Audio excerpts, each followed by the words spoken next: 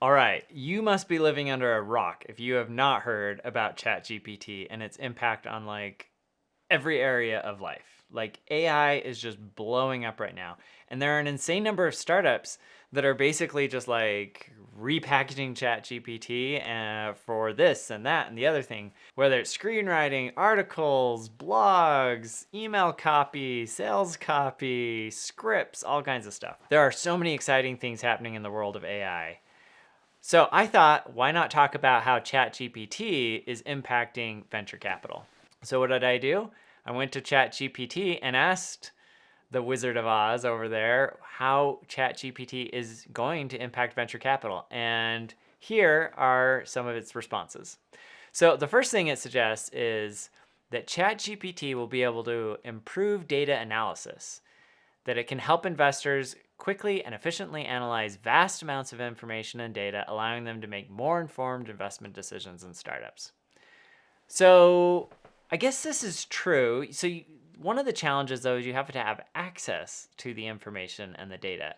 And usually that's the harder part, not the actual analysis of it. So to the extent that ChatGPT has access to that information, then yeah, I think I buy that. And the reality is, like, if I'm trying to make an investment decision, being able to pull a bunch of data, particularly around competitors, like show me all the competitors that are out there, ChatGPT, and show me what kind of traction each one of them has and what kind of reviews and what kind of repurchase rates, that sort of thing would be super valuable in terms of helping me as a venture investor make better decisions. But I'm not convinced yet that ChatGPT is going to have access to better information than I do most of the time as it is already.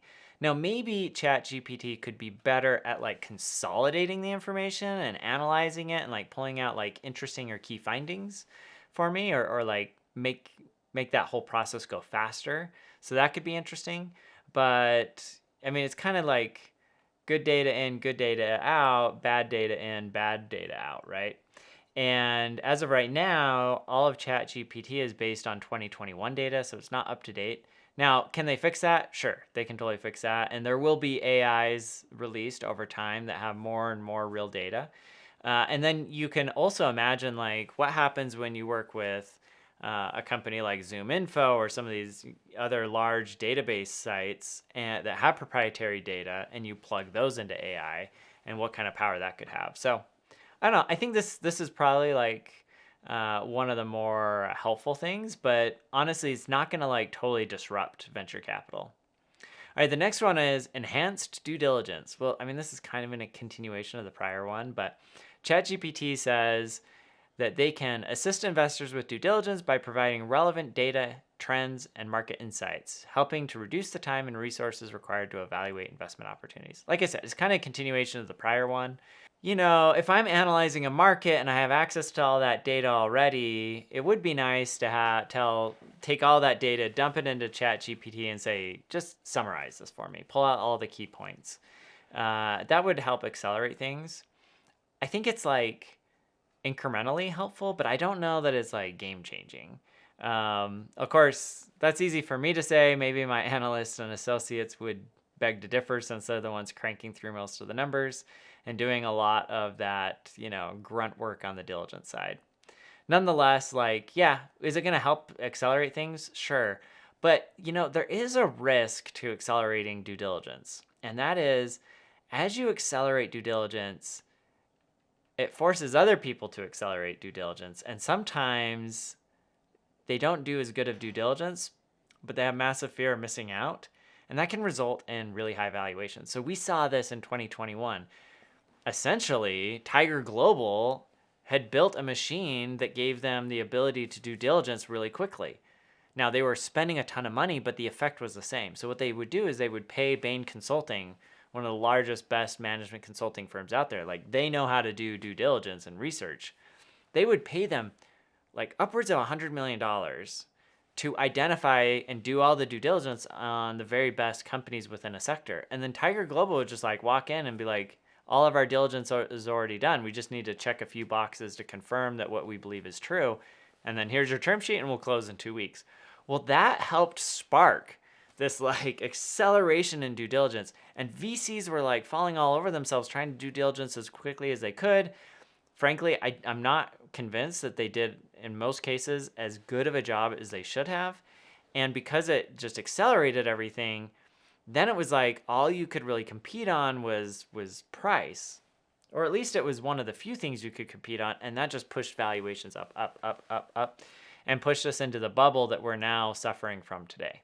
So speeding things up isn't always a benefit, especially if it causes those kinds of negative externalities. The next thing that ChatGPT suggests is that it can do a better job on predictive modeling. So it can use historical data and trends to predict future outcomes and help investors assess the likelihood of success for a particular startup. So yeah, I could see how that's possible. I think that really pulls back though to data point number one, which is if you have access to the data and you can pull that data in, then hopefully you can make a better decision. I mean, like one of the biggest challenges in venture capital is that you're trying to assess all of the risks that are out there, but the problem is you don't know what you don't know. And so there could be risks floating out there that you're not aware of. Like maybe, somebody on the management team was convicted of fraud, but you didn't find it when you were doing your background check, and then it comes back to bite you in a really big way later on. Or maybe that supplier you think is such a good supplier, and you do as much diligence as you can, but turns out like you didn't know that they're on the edge of default, right? And collapse. And when they collapse, now the company that you just invested in can't get access to the product to sell, and so they really struggle. So theoretically, like if ChatGPT has access to more data, and particularly like maybe the data is broadly available to everybody, but is hard to find or hard to synthesize in a short amount of time, and ChatGPT is able to tap into that, then it can identify these risks, and then it can plug them into your data and help you make better decisions and better evaluate like probabilities of success. The challenge is that as good as ChatGPT and AI is in general, I'm still not convinced that there's enough processing power in the world to accurately predict all kinds of events, especially when they are all interrelated and compound. I mean, you think about like black swan events, like how do you predict those? They're by their very nature really hard to predict. And yet those are some of like the biggest risks to a potential business, right? There are all of these like things that you didn't know were interrelated to your business that could end up coming back and killing it. All right, so the next one is virtual networking. This is one that I think is a bit of a stretch. So ChatGPT thinks that it can connect investors with startups and other investors, enabling virtual networking and collaboration even during times of physical distance, a la COVID. I don't know. This one feels like a stretch. I don't exactly know how ChatGPT solves like networking. I think maybe it's one of those things where you could say, hey, this is what my startup looks like and what we do. Who would be a good investor for us? I could see that potentially working, but that doesn't necessarily mean that it's going to improve networking per se or communication. It just, might help you narrow down where you should be spending your time. And vice versa as an investor, like maybe it's like, hey, ChatGPT, show me all the companies that have these metrics and look like this, right? So I could see how there's value there, but honestly, it's not that much harder just to go into PitchBook or some of these other platforms, like our investment in Clearbit, that's also like a big database, and just type in like, hey, show me companies that look like this, and the database can easily query those results and give you that same information. So I don't know, interesting, but I'm not quite seeing it. So the last one that ChatGPT flagged is increased accessibility. So it's claiming that it can provide investors with access to information and insights that have previously been difficult to obtain. This just sounds like a repeat of number one, right? Enabling them to make better informed decisions. This sounds like number 1, 2, 3. In startups and take advantage of opportunities they may have otherwise missed. Okay, so that's kind of interesting. This idea of like opportunities you might have otherwise missed. And so I think that's probably the most interesting part of number 5 is this idea of like, sometimes you meet a company and you do the best job you can in terms of trying to find competitors and so forth.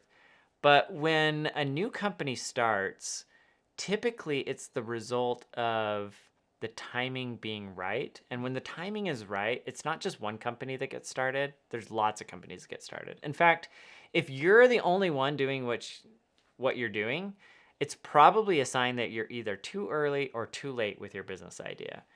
Generally too early. If you're too early, that just means that it's going to be really hard to get customers.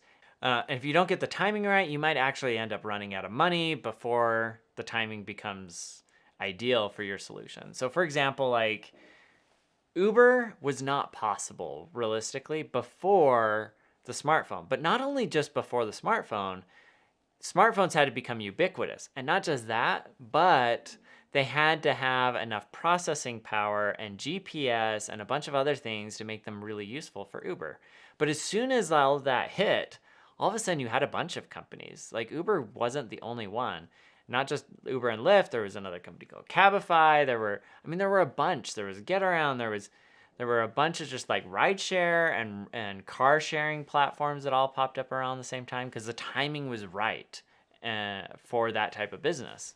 But like if you think about it, like what if you lived in New York and you never even heard of Uber because they weren't there yet, and you saw this other company? Like imagine you're in London and this cool company called Cabify pops up and you're like, hey, this looks like a great business growing super fast. And you didn't even know that Uber existed. And so you invested a ton of money into Cabify, not realizing that like Uber had figured out a better business model, or even just at a minimum that Uber was there and raising money, right? And so maybe there's an opportunity for AI and ChatGPT to like flag some of those competitors. So maybe it's like, hey, ChatGPT, I'm looking at this company. Who are all the companies that are similar or competitive or solving a similar value add or pain point? And I think that could actually be an interesting application of AI where it's one thing to solve the same pain point in the same way, which is usually how you think about direct competitors, right? Like, it's like Regal Cinemas versus Cinemark, right? And they're both solving the pain point of I want to be entertained, and they both do it with movies. It's a little more challenging when you're like, hey, the pain point is I want to be entertained. Show me all the different competitors that are out there that are doing an amazing job entertaining me, and be able to surface like social networks, right? Before social networks really blow up, and say, hey, look, people are being more entertained on social networks without paying anything than they are in movie theaters. So social networks represent this significant threat to movie theaters that most people, they wouldn't make that conclusion and draw those lines, but AI theoretically could, because it could understand like the context of what you're really looking for, which is I want to look for companies that are solving the same pain point, not just companies that solve it in the same way. The other thing that I think, there's a lot of fear in the industry around AI, that does maybe AI replace venture capitalists, right? And money managers just like plug in, like, show me the companies that have the most likelihood of success. And it just like pulls up a whole list and gives it like a ranking and rating. And then they just put their money into those companies based on the rating and ranking. Is that possible? I think, yeah. If it is, those are probably not that interesting of businesses. Let me tell you why. So there have been a bunch of funds that have done this study internally. And what they do is they look at their portfolio and all the companies they invested in, all the companies they missed. And what a lot of these funds have found consistently are that the deals that are the most divisive, as in like the partners can't really agree around the table. Like maybe they get the deal done, but like, man, it was a battle getting there. Those tend to do the best. And the ones that were the most obvious tend to do the worst in terms of performance. And I think the reason for that is because if it's obvious, then everybody is doing it, right? It's the same idea of like when the timing's right and you have this great idea for a business, you're probably not alone. There's a lot of other smart people out there that probably have that same idea. And so all these things start at once. Well, if it's a really obvious idea and really obvious that it's going to ultimately be successful, then what happens is investors bid up the price, the valuation, until there's not a whole lot of profit left to be made on that investment. And so I think, a lot of the really good investors look for opportunities that go from 0 to 1. Like, I'd be curious to see what ChatGPT would have said about Airbnb way back in the day. My guess is that ChatGPT would have been like, this is never going to work because think about all the liability issues, and you've got huge incumbents with Marriott and Hilton and Hyatt and so forth. This just has way too much risk. But really smart investors would have looked at it and said, yes, but they're going to drive down the price of going on vacation and make it affordable to more people than has ever been possible before. Those people are going to start traveling, and the overall market is going to grow by leaps and bounds, and that will make Airbnb successful. Everybody thinks that Airbnb competes with hotels. They really don't. They really don't. They have their own market that they go after that has been created largely because of their business model. So, do I worry about ChatGPT as a venture capitalist? Is it going to replace my job? I don't think so. I think it might reduce the number of jobs in my industry, but I think it'll ultimately just be a tool to help me be more effective in my job and hopefully, be a better investor and do better due diligence. But at the same time, I think there's still a lot of value to be had in taking bets, building relationships with entrepreneurs, and finding ways to add value that an AI simply can't do. Anyways, if you enjoyed this video, check out When Will the Venture Market Reopen? Thanks.